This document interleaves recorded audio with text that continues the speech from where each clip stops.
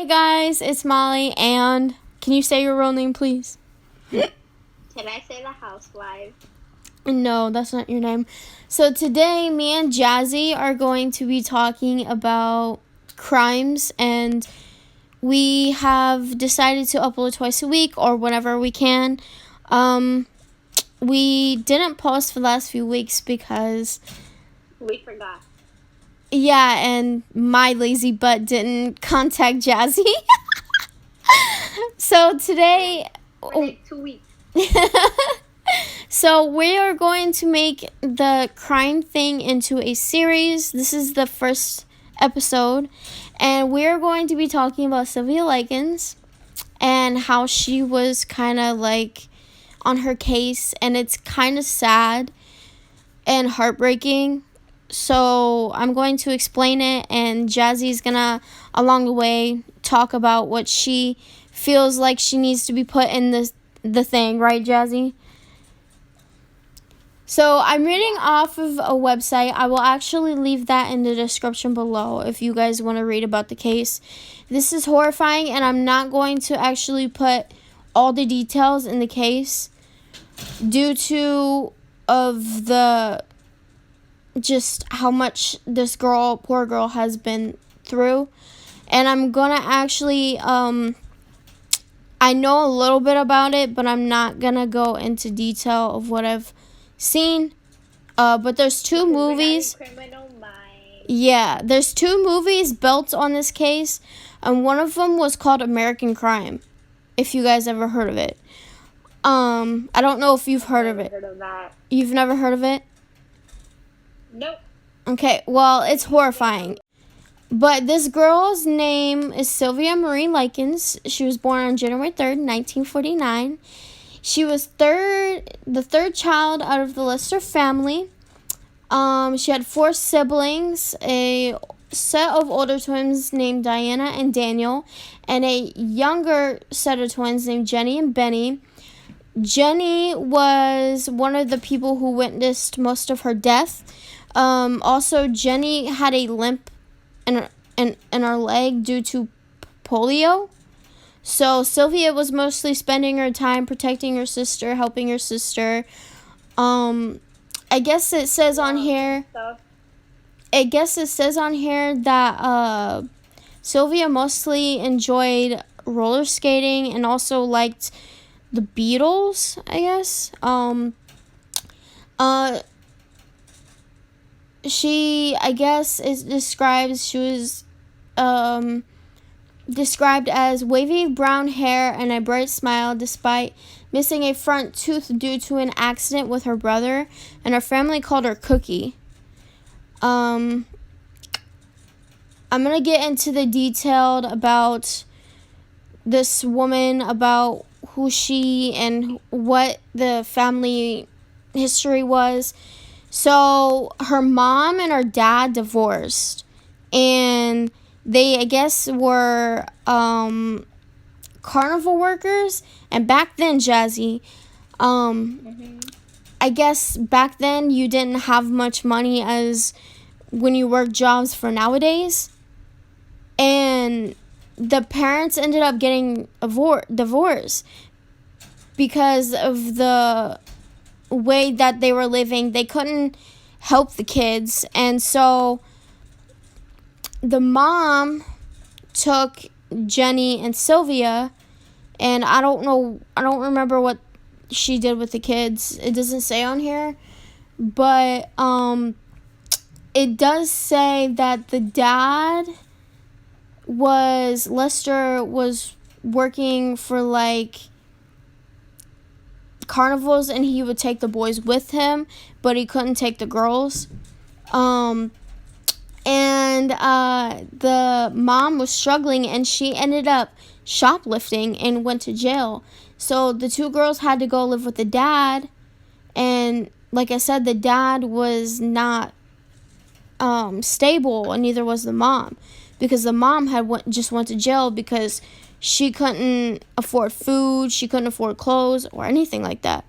So imagine she just met these 2 girls named Paula and Stephanie Benzeski. Their last name's hard to say at a high school. No.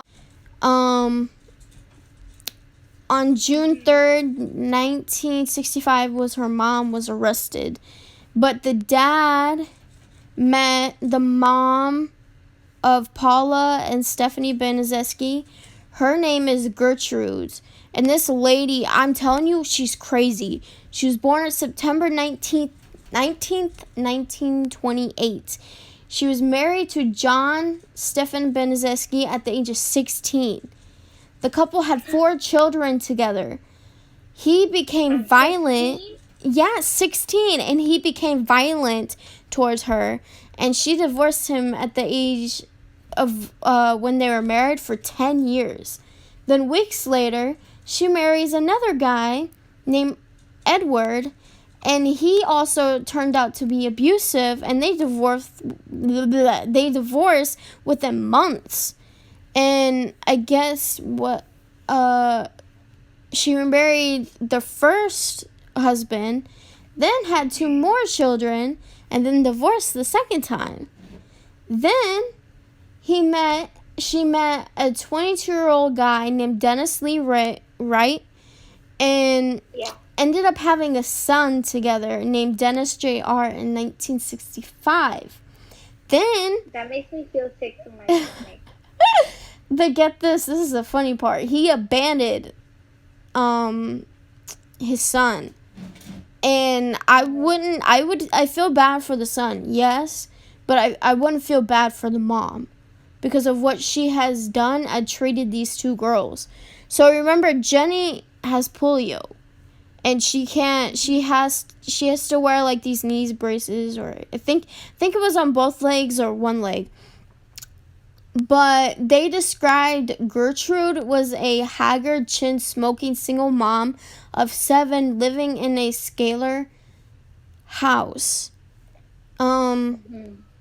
She, I guess at the time, was poor, I guess. And what they did was the dad would pay her $20 a week for Sylvia and Jenny to live under her household. And I guess, I'm trying to find it here. The payment arrived on late, I guess. And she would literally drag Jenny up the stairs and whip her with a leather belt or with a paddle on the bare butt. Why does that make me and then have an uneasy feeling? I know. And then she looked at the 2 girls and said, well, I took care of you 2 bitches for a week for nothing. And then she growled at them. That's what it says here. And that makes me feel really sick to my stomach to the point where that I want to throw up. It gets worse. Not only that, I have an uneasy feeling on my stomach. This case is really sad. The money had arrived in the mail a day after she spanked Sylvia and Jenny, and the 2 parents, the mom and dad, came a few days later to give her another advance payment. The sisters said nothing about the beating.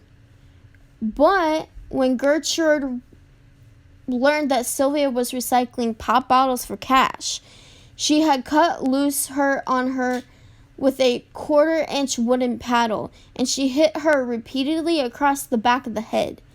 When Gertrude became weak due to chronic, I don't know how to say this, but I'll put it up on the screen, she would have her own daughter, Paula, hit her until she felt like she was done with her. But not only that, that's messed up. The beatings of what they did to her, they would focus on Sylvia, and she would take her anger out on Sylvia. And I guess it increased very, very bad. And that's how she died? Not only that, it gets worse. I'll tell you. Sylvia admitted that she had a boyfriend in Cali, which is California if you guys didn't know. She felt disgusted, and so did her daughter Paula, who repeatedly kicked her in her vaginal area and accused her of being pregnant. Wait, can I say something really quick? Go ahead. I found out that in women's genitals.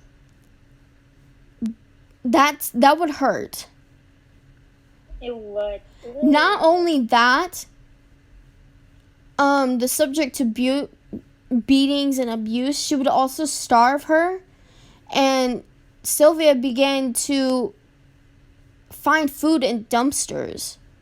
And then when Gertrude caught her, Paula, and a neighborhood child named Randy Lepper forced her to eat a hot dog with conspicuous amount of condiments and spices, and she threw it up, and they made her eat the vomit. It's disgusting. Stop. It is. Not only that, they also made her eat her feces and stuff like that. That's disgusting.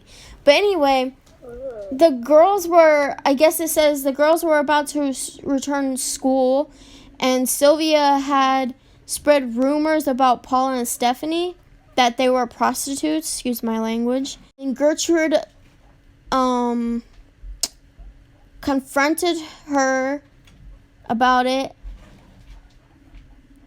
I don't know, it just says that she called her filthy names, and Gertrude accused Sylvia of stealing gym clothes, and the punishment, which means she would burn her fingertips with a match while screaming that she hated Sylvia and how she was ruining her life. That just gave me goosebumps. She shouted. Somehow the subject turned to Sylvia's, and it says, "You should never do anything with a boy until you're married," Gertrude told her. And then Sylvia's last day of school was October 6th. And the day her parents visit, Gertrude told the school Sylvia had no interest in going and pretended to be concerned. And in reality, Gertrude abandoned Sylvia to the cold basement. And not only that, That kind of sounds like Cinderella, you know? Yeah, kind of, but with beatings and things like that. Yeah, this house of what it was back then was a neighborhood go-to home, where back then they would be able to smoke or drink.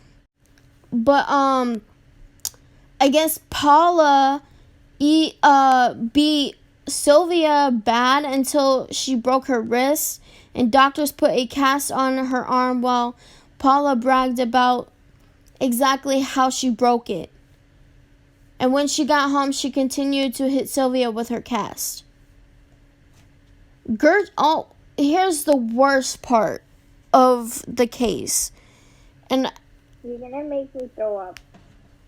And this part makes me scared, and it makes me sad, literally. Gertrude used a needle to carve the letter I into her flesh and her abdomen. Until the full statement, she encouraged her 15-year-old neighbor, Rich Hobbins, to complete the task because of the disease, because like I said, she would get weak every time of this. And then they carved in her abdomen, "I'm a prostitute and proud of it." And her ached on her belly. Gertrude helped him spell prostitute. He didn't even know how to spell prostitute. That makes me want to throw up. And Gertrude requested Richard to heat a metal hook and attempt to brand the letter S on Sylvia's chest, but branded it with a number 3. And Sylvia whimpered, "I guess there's nothing I can do." There was something she could have done, but she was too scared to do anything.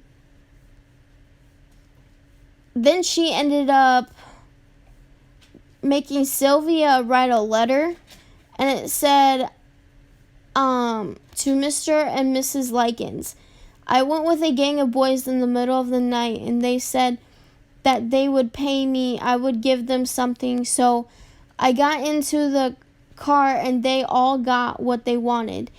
And when they got finished, they beat me up and left sores on my face and all over my body. They also had put on my stomach, I am prostitute and proud of it. I have done just about everything that I could do just to make Gertie mad and cause sick Gertie more money than she had got. I tore up a mattress and peed on it. I also have cost Gertrude doctor bills that she really can't pay and made Gertie a nervous wreck all over her kids. This is all a lie. On the morning October 26, 1965, Gertrude and Stephanie bathed Sylvia during her bath. Sylvia stopped breathing, which means she died. The Benezeskis were terrified, not because they cared, because they would be caught. Duh, you would get caught. Did they get caught? Yeah, they did. Stephanie tried unsuccessful to revive her with CPR. Gertrude placed Sylvia's broken body back on the mattress and instructed Richard to call the police. Gertrude handed that letter that I kind of just read, that she made Sylvia write. She's not a prostitute.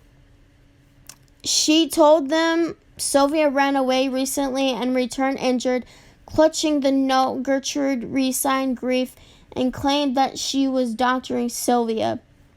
So she tried to make it look like Sylvia was going with boys and got gangbanged or whatever. And it turns out that they were not. Yeah, and she was going to try to get away with it. But the police asked Jenny what happened, and she protruded what Gertrude said, but added, "You get me out of here and I will tell you everything." Aftermath: Gertrude was convicted of first-degree murder. Paula was convicted of second-degree murder. They received a life sentence, but after a second trial, Paula pled down to manslaughter and was released 2 years after. But I know that after, like, the aftermath, she changed her name, Paula did. I don't remember what she changed her name to, but she ended up being a teacher, and someone had recognized her, and she was fired automatically. Also, Gertrude was... Get caught. I know. If you're gonna get caught if the person recognizes you, if you do what you did to her. And then Gertrude was paroled in 1985, and she claimed she had no memory of her actions. She died 4 years later of lung cancer. Thank gosh. Paula moved to Iowa, where she has a secret identity. And yeah, it just says that. Richard Hobbs and whoever else was in the murder. Richard died of cancer at 21. The death of Sylvialikens continues to haunt Indiana. And I feel like it will continue to haunt because it was the most case where it was brutal of what Gertrude had done to her. And it's sickening of what she did to her. And makes my chest hurt. I know, it makes my stomach hurt as well. But, like, if my advice to people who are going through things in life, that if you go through something in your childhood, get help, seek help. Because if you don't... Or if you're going through it right now, yeah. Somebody. You need help. You can't just do what Gertrude did and not seek help. Because I guess she was having a rough life, but it doesn't mean you have to take it out on someone else. And that's what she did to Sylvia. And yeah, I feel like everybody does that nowadays, is that they take it out on someone else. And I will take it out on people. I scream into my pillow. Well, I mean, I used to do that. You know, I'm not going to lie and deny that I not used to do that. But I have sought help for my depression. And it's gotten better, and look where I'm at now. But I will tell people that